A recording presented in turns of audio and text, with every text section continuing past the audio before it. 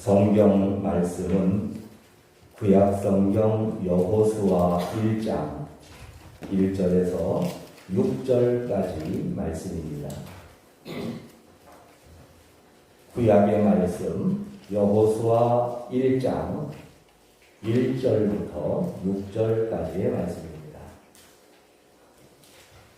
교독하시겠습니다. 여호와의 종 모세가 죽은 후에 여호와께서 모세의 수종자 눈의 아들 여호수아에게 말씀하여 이르시되 내 종 모세가 죽었으니 이제 너는 이 모든 백성과 더불어 일어나 이 요단을 건너 내가 그를 곧 이스라엘 자손에게 주는 그 땅으로 가라. 내가 모세에게 말한 바와 같이 너희 발바닥으로 밟는 곳은 모두 내가 너희에게 주었노니 곧 광야와 이 레바논에서부터 남강으로 이르게 될까지 백족속의 온남과 또 해지는 쪽에까지 너희 영광과 되리라. 내 평생에 너를 능히 대적할 자가 없으리니 내가 모세와 함께 있었던 것 같이 너와 함께 있을 것임이니라. 내가 너를 떠나지 아니하며 버리지 아니하리니 강하고 담대하라. 너는 내가 그들의 조상에게 맹세하여 그들에게 주리라 한 땅을 이 백성에게 차지하게 하리라. 아멘. 여호수아서 1장 1절에서 6절을 본문으로 해서 축복의 삶으로 들어가라. 축복의 땅으로 들어가라가 아니라 축복의 삶으로 들어가라 라는 제목으로 은혜를 나누기를 원합니다. 제목을 외쳐봅시다. 시작. 축복의 삶으로 들어가라. 한 번 더 시작. 축복의 삶으로 들어가라. 아멘. 바라기는 축복의 삶으로 들어가라 하시는 명령이 하나님의 명령이시라고 한다면 그 명령이 누구에게 임하기를 원할까요? 네. 그럼 하나님은 이 명령을 누구에게 주신 걸까요?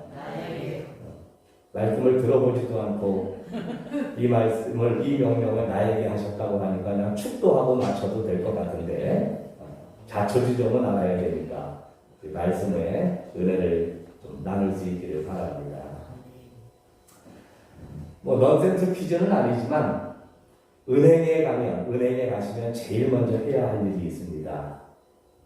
은행에 가시면 제일 먼저 해야 할 일이 뭐냐? 번호표를 뽑는 거죠.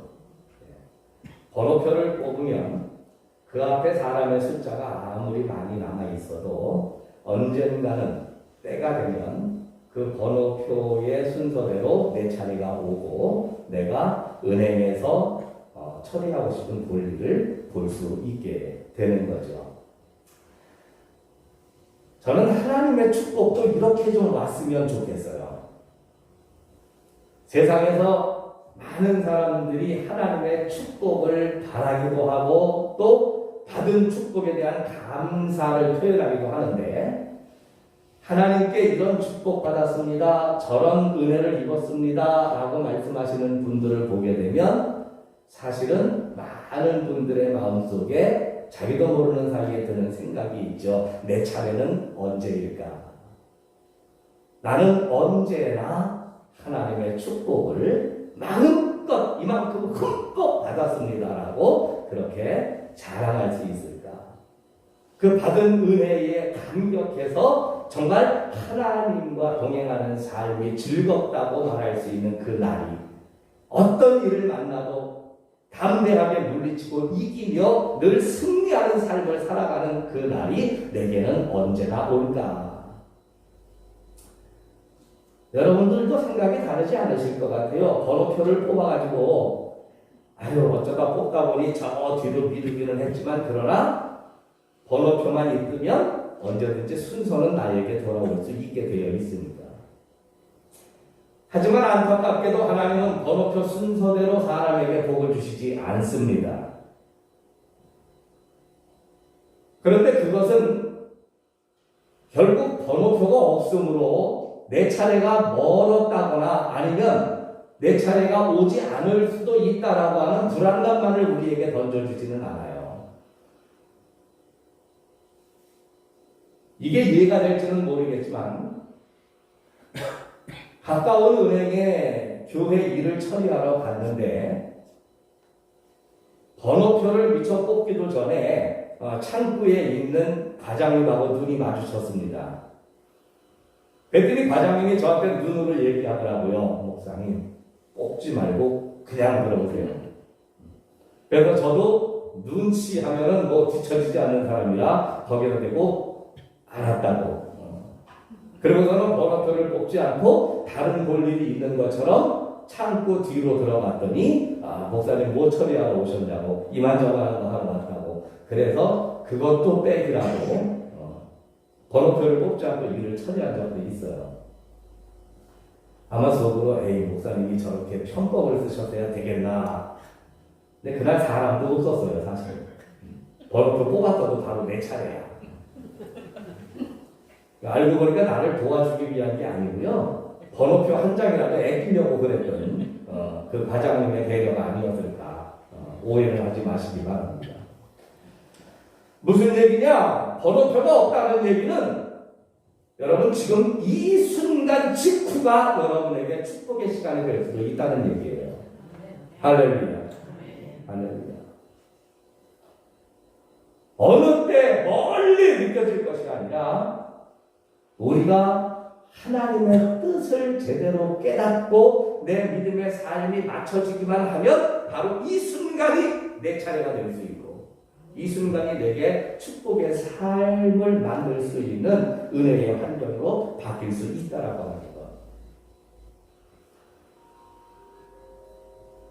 오늘 그 부분에 대해서 본문은 우리들에게 굉장히 유익하고도 중요한 정보를 말씀하고 계신 줄로 믿습니다.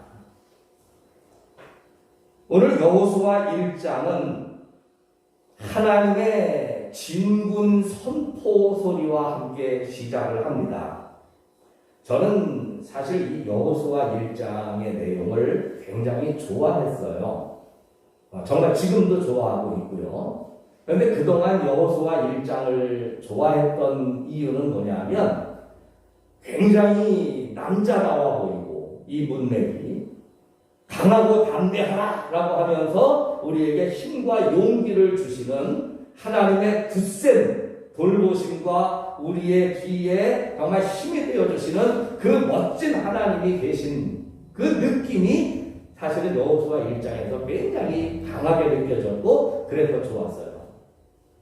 그런데 얼마 전부터는 오히려 그것보다도 더 나은 또 다른 개념으로 여호수아 1장을 좋아하기 시작했습니다. 그동안에 좋아했을 때에는 강하고 담대하라 내가 너와 함께 있을 것이다 라고 용기를 주시는 하나님의 말씀을 좋아했는데 그 이후에 여호수아 1장을 좋아하게 된 이유는 2절 때문이에요. 2절에 보면 내 종 모세가 죽었으니 이제 너는 이 모든 백성과 더불어 일어나 이 요단을 건너 내가 그들 곧 이스라엘 자손에게 주는 그 땅으로 가라. 그 땅으로 가라. 외쳐봅시다. 그 땅으로 가라. 오늘 하나님이 이 말씀을 하시기 전까지는요. 그 땅, 축복의 땅, 가나안 땅에 대하여 이스라엘 백성이 들은 말씀은 늘 뭐였냐면 너희가 가게 될 것이다. 내가 너희를 인도하여 드릴 것이다. 내가 그 땅에서 너희를 복되게 할 것이다. 늘 미래의 완성형이에요. 미래의 지향과 앞으로 그렇게 될 거다. 앞으로 그럴 거다. 앞으로 만들어 줄 거다. 늘 약속뿐이었어요. 근데 오늘 말씀을 보니까 이건 더 이상 약속이 아니에요. 실현의 시작이에요. 할렐루야. 그 땅으로 가라는 거예요. 이제 너희가 가게 될 것이다. 그 땅을 너희가 차지하게 될 것이다. 그 땅을 내가 너희를 그 땅으로 드릴 것이다. 들어가서 그 땅의 주인이 될 것이다. 앞으로 일어날 일이 아니라 이제는 그 땅으로 가라라는 거죠. 시작해라. 출발해라. 첫날부터 하나님의 축복을 붙잡고 출발하는 날이 열리기 시작을 했다는 거예요. 자, 40년 동안 직선거리로 11하루면 건널 수 있는 미디안 모압 광야를 자그마치 40년 동안이나 뺑뺑이를 돌리면서 가나안 땅으로 들어가는 것을 허락하지 아니하셨던 하나님께서 어떤 이유로 이제 드디어 40년의 광야 생활을 마치게 하시고 약속의 땅, 축복의 땅, 하나님이 주시는 은혜의 땅, 그 놀라운 은혜의 땅으로 가라라고 말씀을 하시게 됐습니다. 재미있는 것은 하나님이 이 말씀을 하시면서 마치 이제 이렇게 됐으니 이 일이 일어났으니 내가 너희에게 그 땅을 열어주마 라고 하는 뉘앙스로 하신 말씀이 뭐냐면 모세가 죽었으니 라는 말이에요.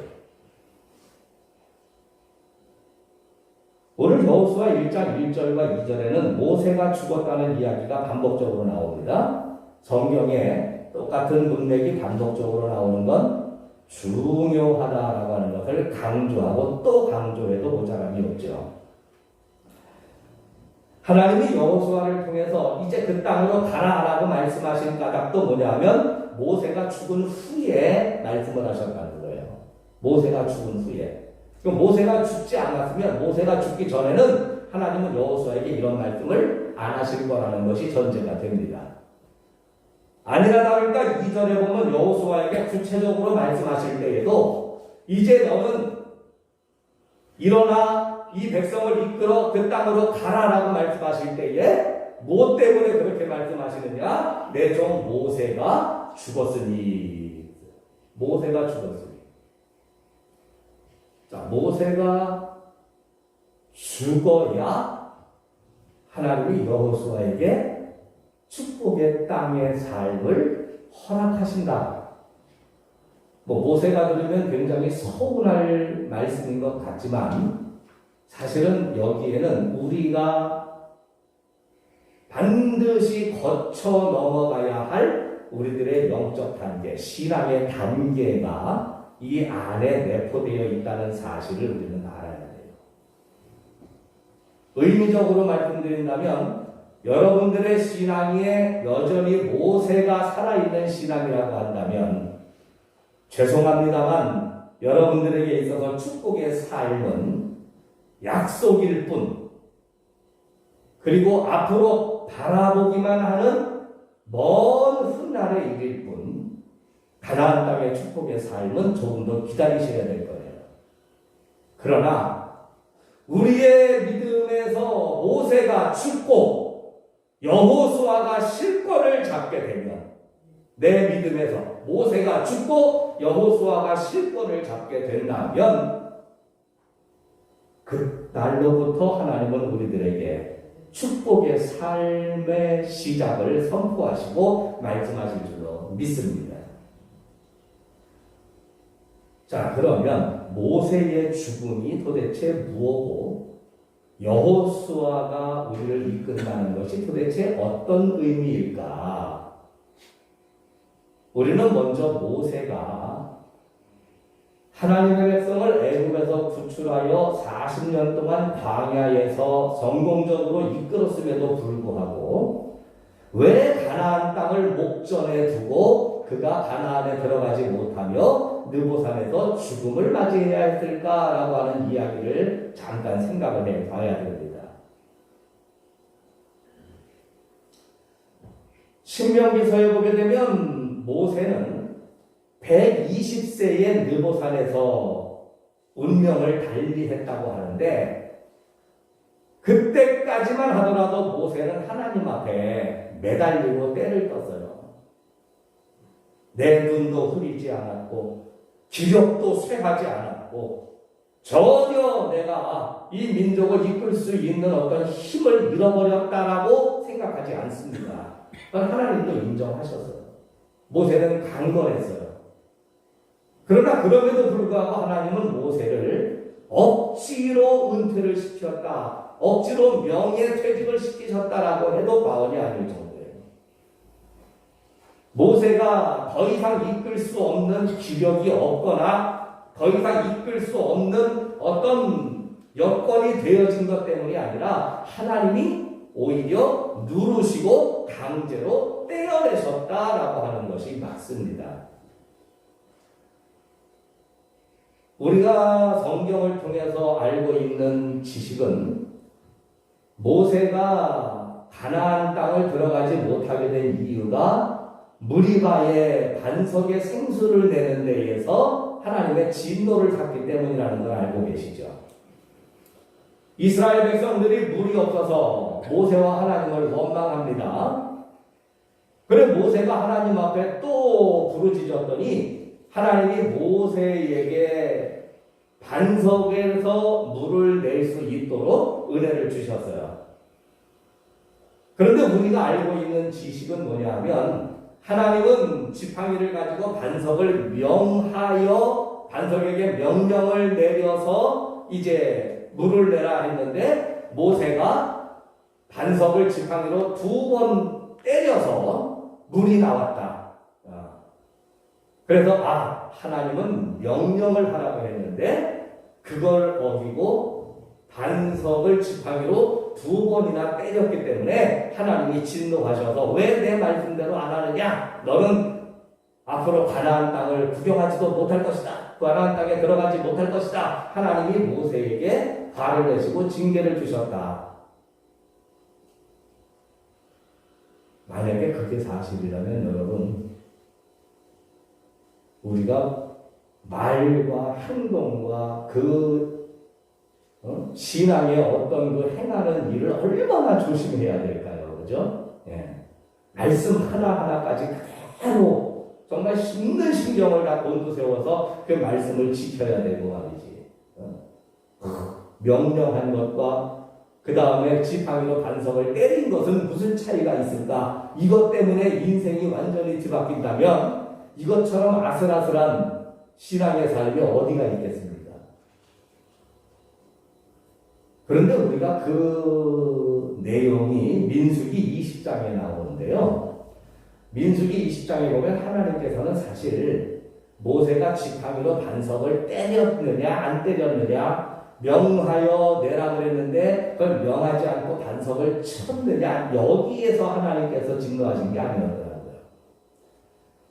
민수기 20장에 보면 하나님은 모세에게 이렇게 말씀하셨습니다. 너희가 여기서 너희란 모세와 아론을 말해요. 모세와 아론에게 너희가 하나님의 거룩하심을 나타내지 아니한 고로 하나님의 거룩하심을 나타내지 않았기 때문에 너희는 가나안 땅에 들어가지 못할 것이다. 뭐 단순하게 생각하면 하나님의 명령을 액면 그대로 행동하지 않았으므로 하나님의 거룩함을 나타내지 않은 것이다 라고 생각할 수도 있겠습니다만 그러기에는 지팡이로 반석을 때리는 행위가 하나님의 거룩함을 그렇게 더럽히는 걸까? 하나님의 거룩함을 그렇게 가리우는 걸까? 라고 생각한다면 우리가 좀 지나치게 생각할 수 있다는 얘기죠. 모세가 하나님의 거룩함을 나타내지 않았다라고 하는 의미에는 조금 더 포괄적이고 깊은 의미가 있습니다. 자, 여러분 모세라는 이름의 뜻이 뭔지 아시죠? 모세. 물에서 건져내라. 물에서 건져내라. 사람의 아이가 태어나서 일생을 살 때 그 탄생의 비화가 어머니의 태에서 태어나는 것과 물에서 건져내는 것 어느 게 일반적이고 어느 게 특별할까요? 어머니의 태에서 태어나는 게 일반적이죠. 그게 보통 사람들의 보통 이야기잖아요. 그런데 한 사람의 인생이 시작되는데 이 아이는 물에서 태어났다. 평범할까요? 비범할까요? 비범하죠. 비범해요. 우리나라 신라시대에 초대 신라를 만든 왕이 박혁거세 어디서 태어났다 그래요? 알에서 태어났다 그래요. 성경보다도 신앙은 무지하게 잘하시네. 아래서 태어났다고 해요.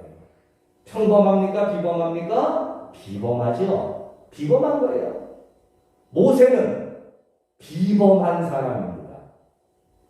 비범의 대명사예요. 물론 모세가 어떻게 하다가 물에서 건져졌는지까지도 우리는 성경을 통해서 알지만 그 내용을 알더라도 비범해요. 왜? 그 당시에 다른 아이들은 바로의 칼날에 다 죽임을 당할 때 모세만 목숨을 건졌고 물에서 건져내는 사람이 되었으니까 어쨌든 모세는 비범하다. 비범하다는 얘기는 뭐냐? 뛰어나다. 이렇게 뛰어난 사람이 민족을 이끌기 시작을 합니다. 민족을 이끌면서 그 손에 들린 지팡이로 10가지의 재앙뿐만 아니라 바다를 가르기도 하고 반석에서 물을 내기도 하고 그 지팡이로 감당하지 못하는 일이 없어요. 그때 모세의 뒤를 따르는 이스라엘 백성이 장정만 60만이라고 그랬죠. 장정만 60만. 모세는 비록 불기둥 구름기둥 인도하시는 하나님의 뒤를 모세가 따랐지만 모세가 하나님과 등을 돌리고 나를 따르라 하며 하나님이 인도하시는 길 반대편으로 간 적은 없어요. 없지만 모세가 하나님의 뒤를 따를 때 이스라엘 백성들은 누구의 뒤를 따랐느냐? 이스라엘 백성들은 오직 모세의 뒤를 따랐습니다. 오직 모세의 뒤를 따랐어요. 그리고 모세의 뒤만 따르기만 하면 아무 문제 없었어요. 모세가 가자는 대로 모세가 하자는 대로 하기만 하면 배고플 때 만나가 내려 고기 먹고 싶을 때 메추라기 잡아먹을 수 있어 목마를 때 물이 생겨 모세가 다 해줬어. 모세가 다 해줬어. 모세의 카리스마가 어땠을까요? 이 모세의 카리스마가 이스라엘 백성들에게 있어서 눈에 보이지 않는 하나님보다 어쩌면 눈에 보이며 구체적인 능력을 행하여 자신의 삶에 도움을 주는 모세에 대한 카리스마가 아마 이만저만이 아니었지 않았을까요? 그래도 이스라엘 백성들이 광야에서 모세를 제껴놓고 하나님을 바라보는 그런 사람이 될 수 있었으리라고 생각하십니까? 저는 이 말씀을 묵상하면서 하나님이 모세를 여전히 이스라엘을 이끌 수 있는 능력자임에도 불구하고 왜 은퇴를 시키셨을까? 그 이유가 뭐냐? 모세가 하나님의 거룩함을 나타내지 아니했기 때문이다. 모세가 언제 하나님을 회방하고 하나님의 거룩함을 나타내지 않았을까? 별로 모세가 큰 과오가 없는 것 같음에도 하나님의 거룩함이 나타나지 않은 이유는 모세를 따르고 모세를 바라보는 이스라엘 백성들에게 모세는 너무나 카리스마적인 존재이고 모세는 너무나 큰 자였고 모세는 너무나 강성한 사람이었기 때문이다. 백성들은 모세의 뒤만 따라가기만 하면 불편함이 없이 광야를 행진할 수 있었습니다. 모세의 뒤를 따라가기만 하면 내가 잘못 가는 건가 잘못 가지 않는 건가 내가 미처 생각하고 판단할 이유도 없습니다. 모세의 뒤만 따라가기만 하면 그 길이 옳은 길이라고 생각을 했고 모세의 뒤를 따라가기만 하면 그 길이 하나님이 기뻐하시는 길이라는 확신이 이스라엘 백성들에게는 뚜렷하게 남아있었기 때문이죠. 자, 그런데 여러분 보세요. 그러다가 모세가 죽으면 어떻게 되나요? 그러다가 모세가 죽으면 어떻게 될까요? 그러다가 모세가 갑자기 눈에 보이지 않거나 아니면 혹시 모세가 딴맘을 먹어 하나님이 인도하시는 길을 감추어 두고 자기를 따르는 길로 이끈다면 이스라엘 백성들의 꼴은 어떤 꼴이 날까요? 하나님의 백성들은 하나님을 따라야 할까요? 모세를 따라야 할까요? 하나님은 그걸 아셨어요. 사람의 이름은 성경에서 굉장히 중요한 의미를 가집니다. 여호수아라고 하는 이름, 원문의 내용을 보게 되면 여호수아의 이름은 맨 처음 성경에 등장할 때 호세아라는 이름으로 등기가 됩니다. 그런데 모세가 호세아를 보고 그를 여호수아라 불렀다라고 성경에는 기록이 되어 있어요. 호세아라고 하는 이름의 뜻은 구원이라고 하는 뜻이고, 여호수아라고 하는 이름의 뜻은 여호와는 구원이시다라는 뜻이 있습니다. 같은 구원의 의미를 담고 있지만 단순한 구원이라고 하는 애매모호한 의미보다는 보다 뚜렷하고 확실한 이름 여호수아, 그것이 신약에 들어와서는 예수라고 하는 이름으로 똑같이 이해가 되어지는데, 호세아, 여호수아, 예수 같은 맥락, 같은 의미입니다만은 살짝 그 의미의 시대적 깊이를 다르게 한다라고 한다면, 호세아는 단순한 구원, 여호수아는 하나님은 나의 구원, 예수는 자기 백성을 구원할 자라는 의미의 성경적 해석이에요. 이건 성경적 해석이 그대로 남아있어요. 자, 여호수아라는 이름은 하나님이 나의 구원, 모세가 나의 구원이 아니라 하나님이 나의 구원이야. 하나님이 나의 구원. 모세를 은퇴시키고 여호수아를 세우신 하나님의 의도는 오늘 우리들에게 무엇을 보여주시느냐? 교회의 카리스마와 능력 있어 보이는 어떤 주의 종의 위엄과 그의 어떤 모습 속에 매료돼서 그 길이 하나님의 길인 줄 알고 무조건 목사님이 시키는 대로만, 교회가 하자는 대로만 따라가는 신앙의 단계가 이제는 한국 교회에서 여호수아의 시대로 성숙해야 될 때가 되지 않았나. 성숙해야 될 때.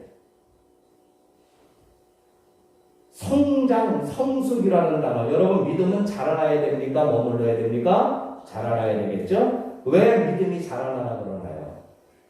그런 생각을 해봤어요. 믿음이 어리거나 여러분들이 정말 아무것도 모르면 주의 종이 교회에서 여러분들을 이렇게 해야 된다, 저렇게 해야 된다 이끌기가 얼마나 편하겠어요. 여러분들이 그냥 아무것도 모르는 유치원 어린이들 같으면 그 얼마나 편하겠어요. 성경도 마찬가지예요. 우리가 아무것도 모르면 시키는 대로만 가자 그러면 가고, 멈추라면 멈추고, 있으라면 있고, 이런 상태로만 머물러 있다라고 한다면 얼마나 여러분들을 이끌고 여러분들을 이렇게 인도하기가 얼마나 편하고 좋습니까? 얼마나 편하고 좋아요. 소위 세상 정치에도 우민 정책이라고 하는 게 있죠. 국민들이 배우지 못하게 하고 생각하지 못하게 하고 서로 대화하거나 깨닫지 못하게 해서 그냥 지도자가 이끄는 대로만 그냥 박수치라 그러면 박수치고 죽으라면 죽는 신용까지 하는 게 잘하는 것처럼 시키기만 하는. 그러려면 자라나면 안 되죠. 그러려면 성숙하고 성장하면 곤란해지잖아요. 좀 어린아이처럼 되어졌으면 좋겠는데 왜 자꾸 어디서 뭘 정보를 듣고 와가지고 목사님 이게 옳습니까? 저게 옳습니까? 이러고 해대면 아우 좀 아무것도 몰랐으면 좋겠는데 그냥 뭐 이렇게 아는 게 많아가지고 힘들어? 인도하기가 어려워져요. 근데 성경은 여러분들처럼 뭐라고 말씀하시느냐 하면 자라나라 성장해라. 어린아이와 성장한 사람의 차이는 무슨 차이가 있냐면 어린아이는 주는 대로 먹고 시키는 대로 하지만 성장한 사람은 능동적으로 일을 할 수 있다. 자발적으로 일을 할 수 있다. 누가 이게 구원이다, 이게 하나님의 축복이다, 이게 신앙생활의 정도다 찍어 먹어주는 대로만 우리 목사님이 그렇게 가르쳐줬어, 우리 교회에서 그렇게 하는 거야, 우리 교회는 큰 교회니까 우리 교회에서 하는 게 진리야 정석이야 주는 대로만 받는 것이 아니라 이제는 하나님을 누가 만나느냐? 내가 만나는 시대가 돼야 돼. 하나님을 내가 만나야 돼. 여호수아의 시대가 돼야 돼. 여호와는 따라합시다. 여호와는 나의 구원이시다. 누구의 구원이라고요? 나의. 여호와는 나의 구원. 나와 여호와, 나와 하나님의 관계가 이어져야 돼. 나와 하나님의 관계. 이스라엘 백성이요, 가나안 땅에 들어가서 제일 먼저 한 일이 뭔지까요? 제일 먼저 한 일이 정탐꾼 두 사람이 라합의 집에 숨어 들어간 일이에요. 여호수아가 그렇게 보내서 라합의 집에 들어갔어요. 여기에서 여러분 굉장히 놀라운 기사를 우리는 발견합니다. 정탐꾼들을 라합이 숨겨주니까 이 정탐꾼들이 원래 숨었다가 이제 여리고 성의 군대 추격자들이 떠나고 나니까 이 정탐꾼들이 라합에게 약속을 해요. 우리가 이 성에 들어올 때 네가 창가에 붉은 줄을 걸어 놓으면 그 줄을 보고 너와 너의 가족들을 우리가 멸하지 않겠다. 우리를 살려줘서 고맙다 하면서 이 두 명의 정탐꾼이 라합에게 약속을 합니다. 이 두 명의 정탐꾼이 누굴까? 신학자들이 두 명의 정탐꾼이 누굴까? 이 정도로 이야기할 수 있는 사람이면 혹시 여호수아와 갈렙이 아닐까? 아니에요. 성경은 그렇다고 얘기하지 않아요. 그러면 그 정도의 레벨이 있는 사람이면 이름을 좀 대야 될 텐데 이 두 명의 정탐꾼이 누굴까? 아직까지 두 명의 정탐꾼이 누군지는 정체가 안 밝혀졌어요. 그런데 여러분 보세요. 아무리 봐도 그들이 광야에서 모세의 뒤만 졸졸졸졸 쫓아다니던 어린아이의 모습은 더 이상 아니더라는 거예요. 할렐루야. 예? 이 두 명의 정탐꾼이 능동적으로 여리고성의 기생 라합과 대화를 나누면서 이 사람들이 언제 이렇게 컸지? 아니 뭐 만나를 주면 뭐 마시니 맛없니 떠들기나 하고 그 다음에 뭐 그냥 물을 주면 시원하니 뭐 물이 어쩌니 그냥 생때만 쓰던 어린아이들인 줄 알았더니 어느새 가나안 땅에 들어가서 의젓하게 우리가 이 땅을 정복할 때 우리를 도와줬으니 너희를 살려주겠다. 이런 권세. 이거 여호수아에게 물어보고 한 게 아니에요. 본진에 돌아가서 우리가 거기 집 가서 신세를 졌는데 그 집에다가 신세 갖고 싶은데 어떻게 할까요? 가서 이렇게 약속을 해주거라. 예썰 알겠습니다. 하고 와서 한 게 아니에요. 굉장히 대장부답고 의젓하고 모든 판단이 딱 서서 능동적으로 일을 하는 모습이 가나안 땅에 들어가자마자 시작된 줄로 믿습니다. 여러분, 주는 떡만 받아 먹으면 먹을 수 있는 건 떡밖에 없어요. 그러나 내가 농사를 짓고 내가 일을 해서 벌어서 내가 수고한 것으로 산다면 여러분 갈비탕도 사 먹을 수 있고 더 맛있는 게 뭐가 있나? 내가 갈비탕밖에 생각이 안 나지. 삼계탕도 사 먹을 수 있고. 아이고 목사를 수준하고는 참.